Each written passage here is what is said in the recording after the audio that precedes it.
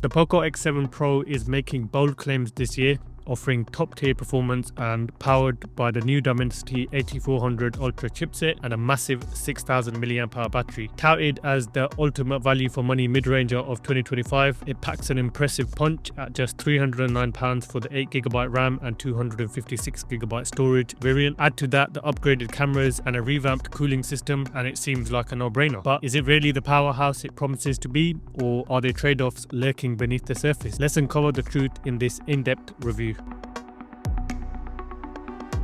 We'll start off by checking out what we get in the box. So pop off the lid here and we have the X7 Pro sitting on top with some specs listed on the protective cover it comes in. But of course we'll be checking all of that out very soon. We have a SIM tray ejecting pin, a USB-A to USB-C charging cable, safety information booklet and a quick start guide. And we get a soft case, which is always nice to see, so you can pop that on for added protection, and no charging brick, but you can snag a free 120 watt charger if you act fast while the deals last, so I guess that lessens the blow maybe a little bit.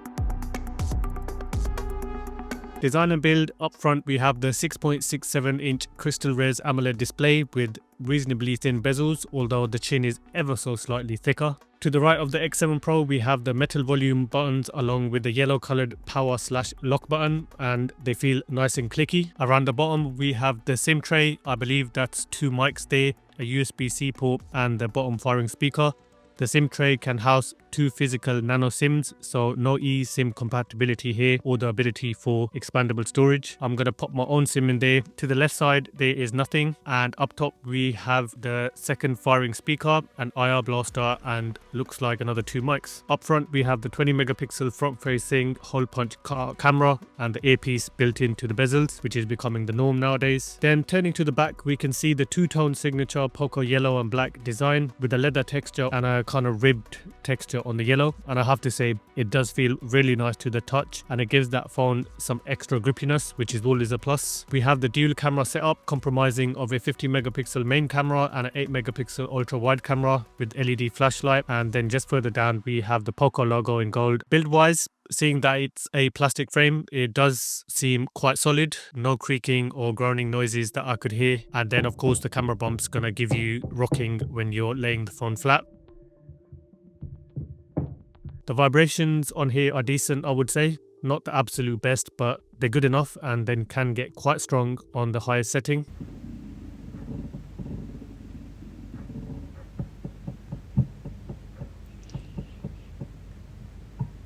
The phone is also IP68 rated, so that's really good to see. And overall, I think the design is quite nice. It's solidly built, has a nice weight to it, coming in at 198 grams, and really nice textures on the back add to that more premium feeling for a phone that, you know, a quarter or a third of the price of some of the flagships. The POCO X7 Pro also comes with liquid cool technology 4.0, so this system features a 5000mm² ultra large cooling area. At its core is the POCO 3D ice loop system, which separates vapor and liquid into distinct channels, and then this design enhances the efficiency of heat. Additionally, there's a 3D structure around the CPU that further optimizes heat dissipation. All of this we're going to be checking out later on in the gaming section, so stick around for that.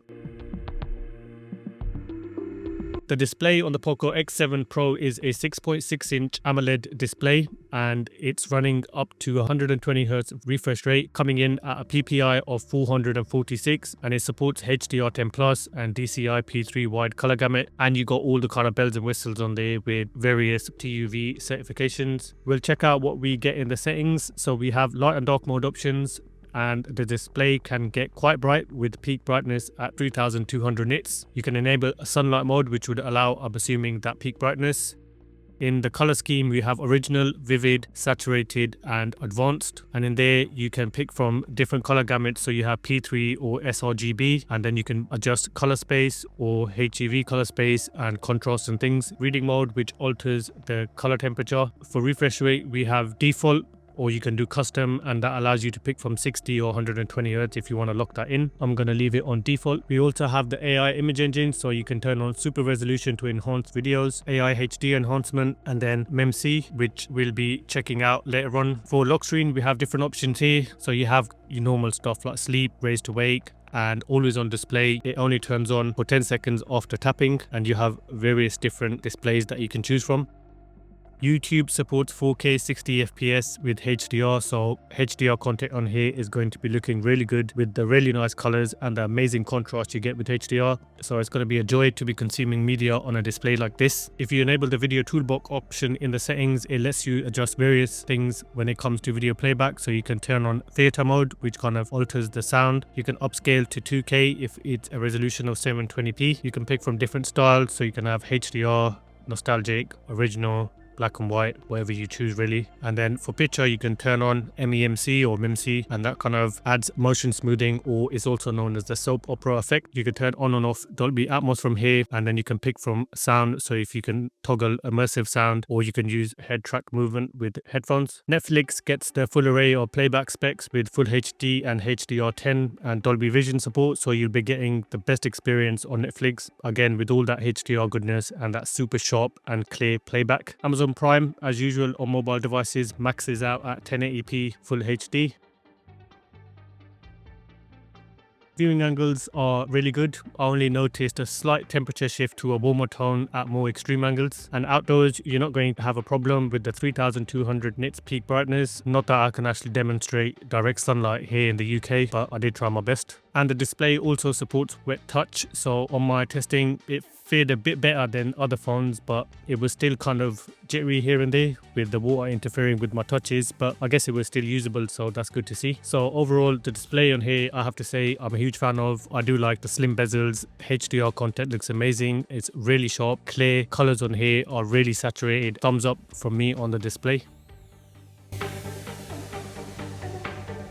So the POCO X7 Pro has stereo speakers with a dedicated bottom and dedicated top firing speaker. In the settings itself, for sound effects, you can choose from Dolby Atmos or Xiaomi sound. I'm going to leave that set to Dolby Atmos. You also have graphic equalizer, so pick from various presets or you can adjust as you please. And then you have headphone accommodations with various different options there. We'll have a quick listen to what they sound like, and please note there might be some high volume coming up. We'll start off with 50% and then go up to 100 for the rest of the samples.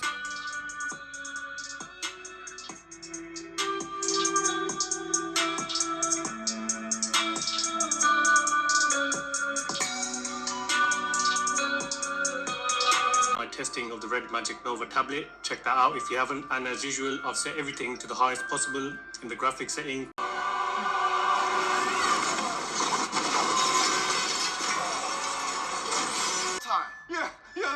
It's a dangerous silica-based parasite that must have crawled into the ship when we were flying. Reached the southwest window. Why are you hesitating? It's never been this high before. You have also not reinstalled your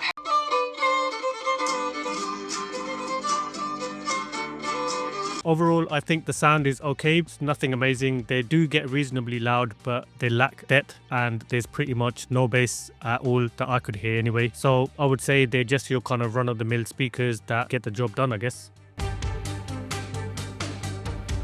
On the performance side of things, the POCO X7 Pro is equipped with the new MediaTek Dimensity 8400 Ultra chipset along with Xiaomi HyperOS 2 running on Android 15. RAM is LPDDR5 and available in 8 or 12 gigabytes, and storage being UFS 4.0 with options of 256 or 512 gigabytes, at least here in the UK. So pretty high spec. Software support is 3 years of OS updates, which is reasonable. Obviously, there's some companies that offer a lot more, and you also get multiple years of security patches. You also have up to an additional 12 gigabytes of memory extension or virtual RAM, and by default it comes with 6 gigabyte turned on.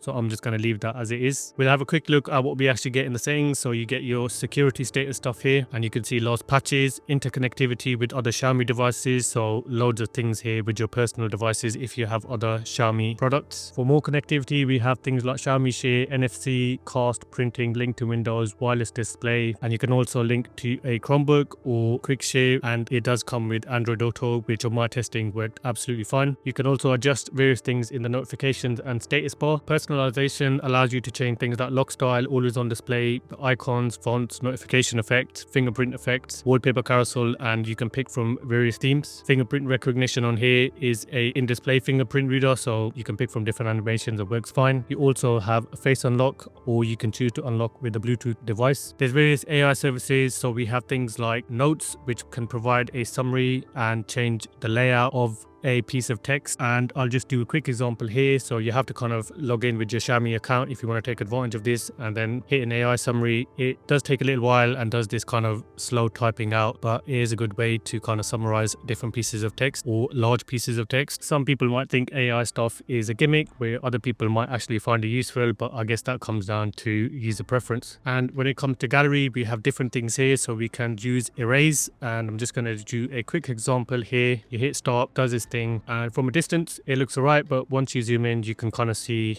what it's trying to do is kind of a lot of blurring, smudginess going on, but reasonable job, I guess. And then you also have AI expand, which kind of obviously does what it says on the tin and expands the images, and you can adjust by how much you want to actually do that. But again, from a distance looks alright, I guess, but once you zoom in you can kind of see all of this extra stuff that is tried adding on, and it's all getting a bit swirly and warped and stuff, but hey, I guess it could be improved on. For the benchmark test, I had the phone in ultimate mode, so getting the highest performance, and prior to the latest HyperOS 2 update, it scored 1,542,566, which I thought, oh, that's quite a bit lower than what POCO had been advertising. After I updated to the latest OS version, scored 1,071,299. So clearly that update boosted the performance of the phone. On Geekbench, we got 1,593 for single score and 6,334 on multi-core. So reasonably good scores here for a mid-range phone. On Wildlife Extreme Stress Test, we got a best loop score of 3,929 with a 78.6 stability. And for performance range, we can see there were some dips in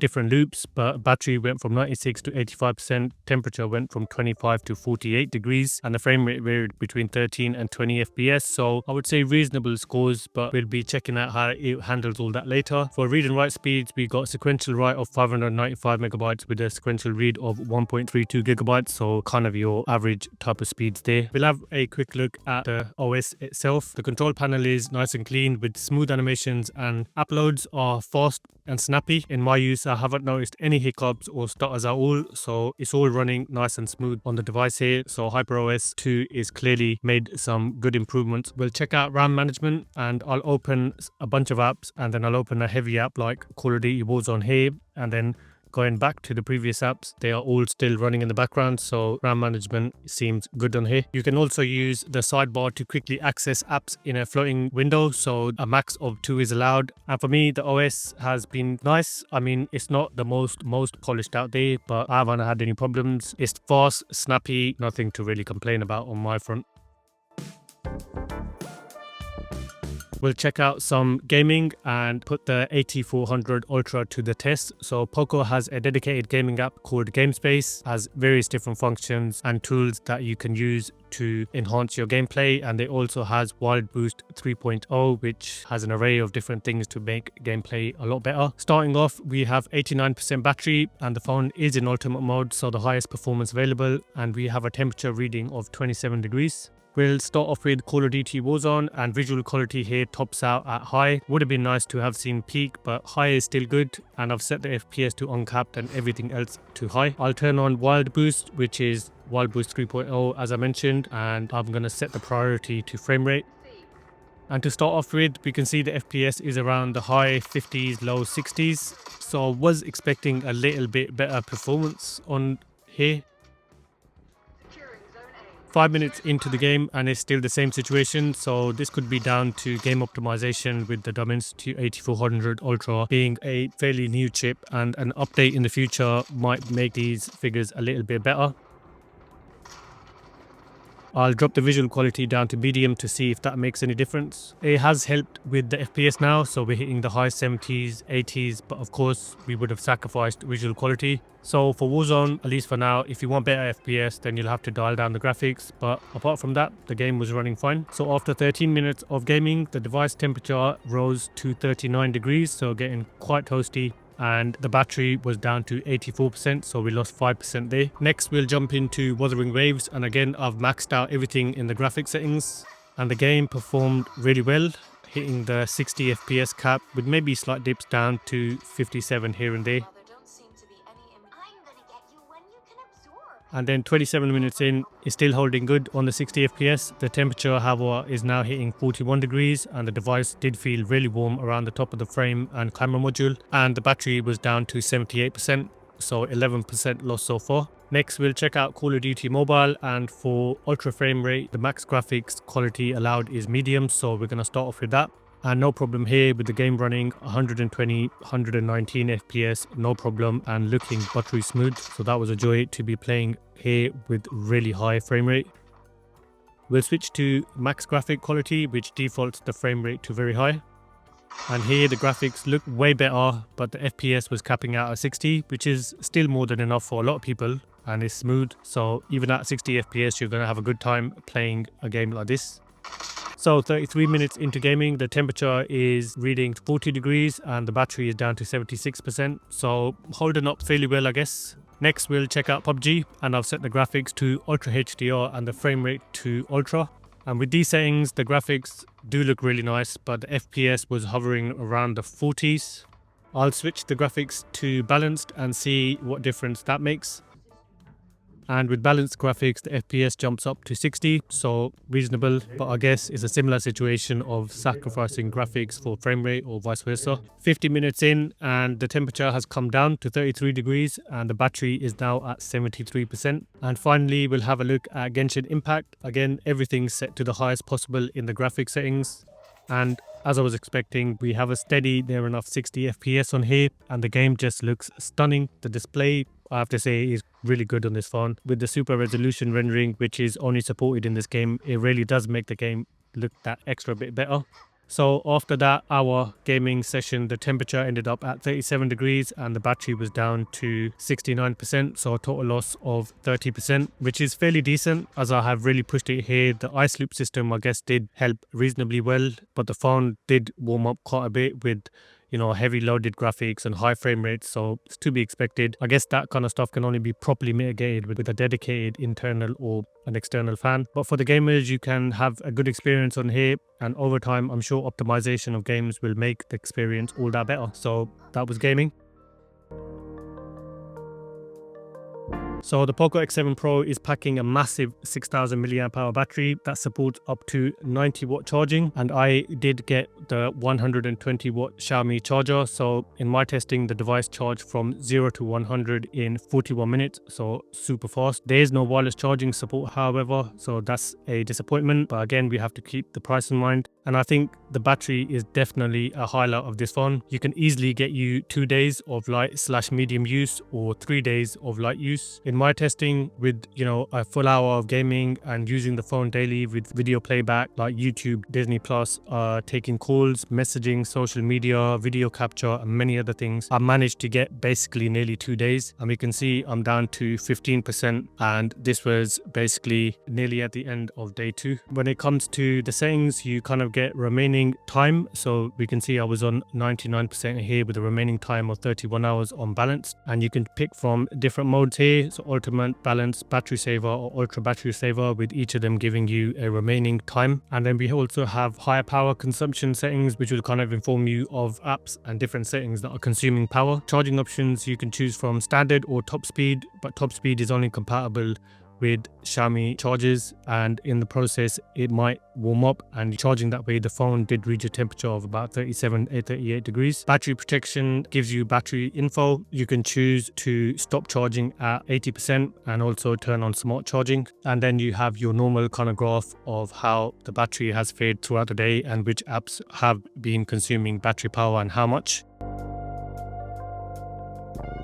For optics, the X7 Pro comes with a dual camera setup with a 50 megapixel main camera being a Sony IMX882 sensor with a large f1.5 aperture, supposedly resulting in a 65% increase in light capture compared to the previous gen X6 Pro. And there's an 8 megapixel ultra wide camera along with a 20 megapixel front facing camera. The different modes you have are Pro, Documents, Video, Photo, Portrait, Night, and in more we have things like 50 megapixel panorama, director mode, dual video, options like that. In the settings themselves, you have loads of different things here: auto night mode, notify about orientation, HEIF format, picture quality, selfie settings, so you can mirror front camera, things like that. You also have image stabilization, auto frame rate, video encoder, HDR10+ if you want to shoot in that format, and you can tag videos. In the video capture, we have a highest resolution of 4K, and that's up to 60 FPS. Shoot steady you can turn on, but it sets it to 1080p 30.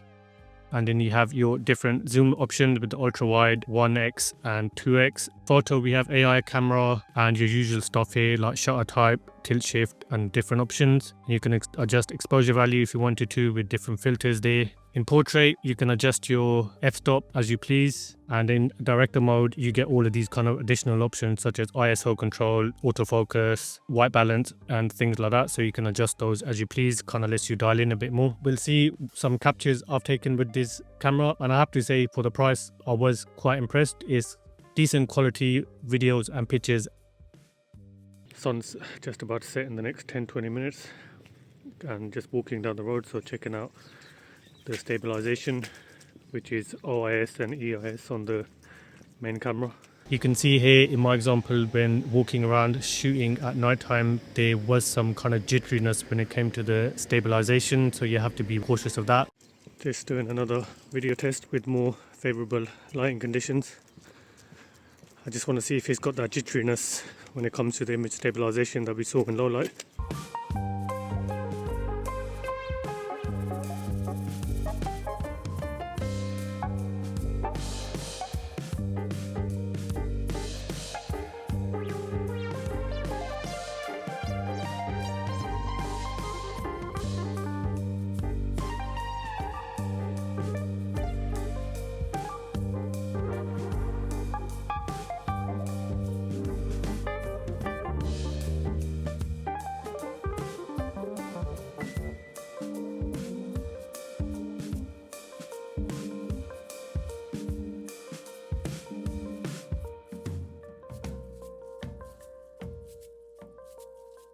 So in conclusion, the POCO X7 Pro emerges as quite a good contender in the mid-range smartphone arena, is offering a blend of features that rival some premium flagships. For design and build, the device has a distinct design with a polycarbonate frame and leather-looking finished back. For display, the 6.7-inch AMOLED panel delivers really good visuals with a 120Hz refresh rate. It makes it ideal for media consumption, and it offers a really good and immersive viewing experience. When we come to performance, the MediaTek Dimensity 84 Ultra chipset with high benchmark scores and handles demanding tasks and handled them reasonably well, I would say. And also the liquid cool technology does maintain the temperatures quite well, so you're not going to get the overheating to the point where the chip is getting throttled. The dual camera setup, headlined by the 50 megapixel Sony sensor and optical image stabilization, delivers pretty sharp and vibrant photos across different lighting conditions, but ideally darker scenarios it does struggle a bit. As I said, a standout feature is the 6000 mAh battery, which combined with the 90-watt hypercharge technology offers extended use and rapid charging. And for value, I have to say at £309 for the base model, the X7 Pro offers exceptional value, delivering, flagship level specifications to a certain extent at mid-range price point. Anyways, that was my review, guys, and I hope you enjoyed. If you did so, please hit the like button, and I will catch you in the next one. Take care.